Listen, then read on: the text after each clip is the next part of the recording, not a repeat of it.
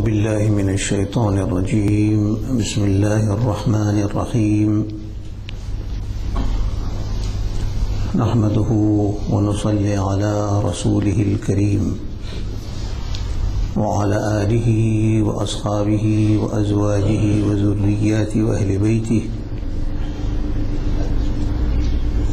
وأولياء أمته وعلماء ملته وشهداء محبته وابنه الكريم الغوث-الأعظم عبدul القادر الجيلي وحزبه وبارك وسلم. أما بعد، فقال الله سبحانه وتعالى في قرآنه العظيم وخطابه القديم في شان حبيبه مخبرا وآمرا قولا كريما: إن الله وملائكته يصلون على النبي يا أيها الذين آمنوا صلوا عليه وسلموا تسليما. اللهم صل على سيدنا ومولانا محمد صلاة دائمة مقبولة تعدي بها عنا حقه العظيم وعلى آله وأصحابه أجمعين. جماعة المسلمين، السلام عليكم ورحمة الله وبركاته.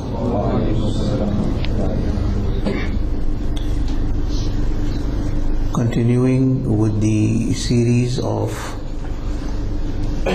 discourses pertaining to the durood and salam, salawat on the beloved Habib Sayyidina Mustapha sallallahu alayhi wasallam,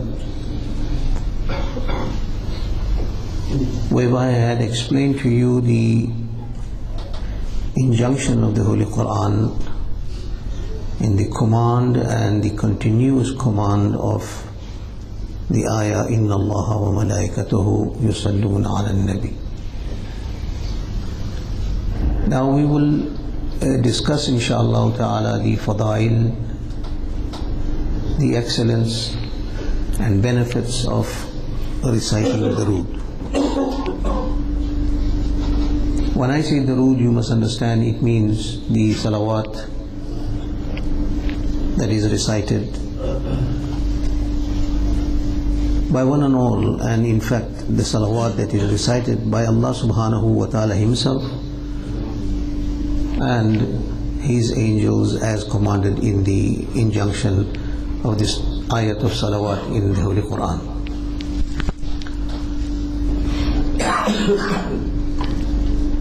What is the impact of durood on an individual, and how important is it? How does it affect your life? How can you benefit from it? This goes back into history. In fact, even before the birth of Sayyidina Adam ala Nabiyana alayhi salatu wassalam. It is narrated in the ahadith of Mi'raj. If you have listened to my discourses on Mi'raj, which I have prepared a CD in which I have serialized the entire concept of Al-Mi'raj Al-Mubarak for 23 hours.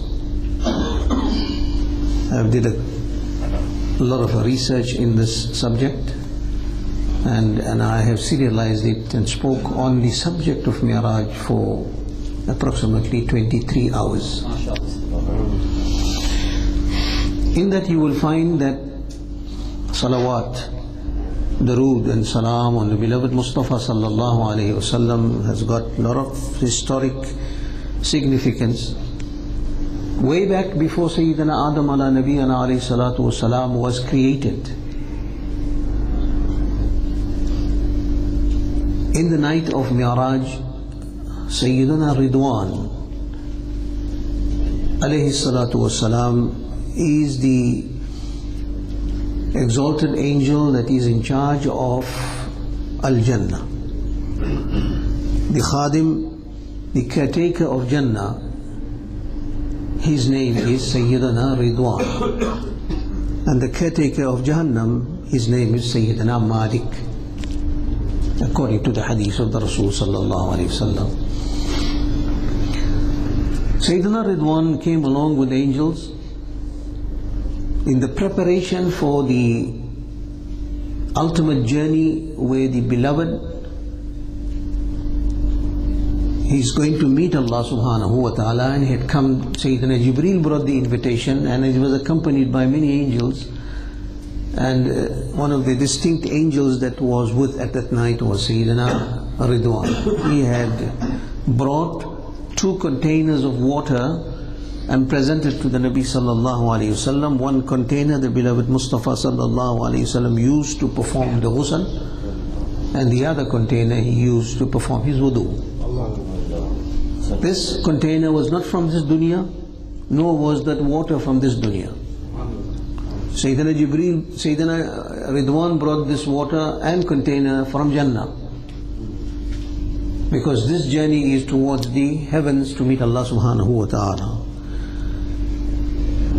After the ghusl and the wudu, now when you are going to an occasion, it depends on what type of occasion you are going to. If you are going to a wedding, or if you are a bridegroom, you are going to get married, there is a special, this is a very special occasion, and every special occasion requires a special garb. So you dressed for the occasion. So Mustapha sallallahu alayhi wasallam was invited by Allah, and he is going to meet Allah subhanahu wa ta'ala face to face in the divine presence of maqam of qurb. There is no occasion that is more excellent than this occasion of meeting Allah.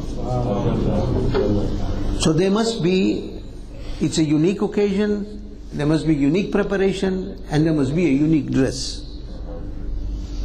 Of the dress, the garb that Sayyidina Ridwan brought along from Jannah for the Nabi sallallahu alayhi wasallam to wear on that night, I don't want to go into details. One of the garbs was an amama, a turban. The turban is the wiqar, is the status of a mu'min. The amama that he brought would, and Sayyidina Ridwan said to the Nabi sallallahu alayhi wasallam, O beloved Rasul, O beloved of Allah, wear this amama, it is a very special amama. Special in what sense? Amama is amama, cloth is a cloth. So this special amama, he said many years before the physical creation of Sayyidina Nabi Adam, Allah allocated a space in Jannah with a platform, and this amama was placed on that platform.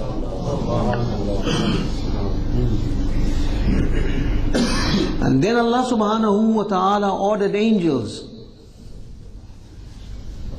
Allah ta'ala ordered angels, as many as He ordains and as many as He knows, to surround that amama al-sharif in a special place in Jannah. See, from that day when that amama was placed to this day that it is being presented to you is over 27,000 years. That the angels were surrounded that amama long before Adam alayhi salam was created, and Allah ordered them to read durood and salam upon you in Jannah before this dunya was even created. And this amama was specially prepared for you to wear on this night to meet Allah subhanahu wa ta'ala. So historically you will find salawat that was already echoing in the skies. And today we are fighting about salawat, whether we must be read it or not. Such a tragedy. However, when Adam alayhi salam was born, when Adam alayhi salam was created, then Allah subhanahu wa ta'ala created Sayyida Hawa from one of the left ribs of his body.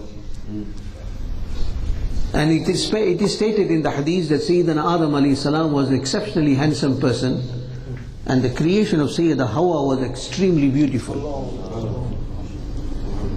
Allah has placed these characteristics in every human. It is embedded with every human being. He has certain characteristics And one of the characteristics that you have in you is attraction to the opposite sex. This attraction that you have, which ends up in a marriage, and then that marriage, the fruit of that marriage is children, and that is how we are, and how the next generation will come, and how the generations started and will progress till the last hour. So Adam alayhi salam once was relaxing, and the next thing Allah's Qudrat created Sayyidah Hawa radiallahu anha, and he saw Sayyidah Hawa besides him, and he was attracted to her. When he was attracted, this attraction is placed in there by Allah subhanahu wa ta'ala, and if this attraction is not controlled, it is disaster.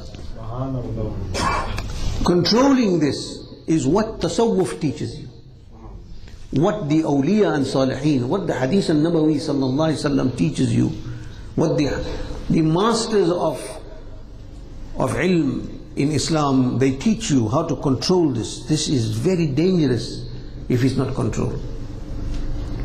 Adam alayhi salam was naturally attracted to Sayyidah Hawa, and as he intended to draw towards her, Allah subhanahu wa ta'ala commanded him, "O Adam, the only time that she will become halal for you is when your nikah is performed. And your nikah has to be performed and legalize her for you. And the prerequisite for that, or one of the conditions of nikah, very vital and important, is that you have to give a dowry. Mahar. Every nikah has to have a mahar." Adam alayhi salam says, "Ya Allah, I don't have any possession in me, with me. I don't have anything for mahar."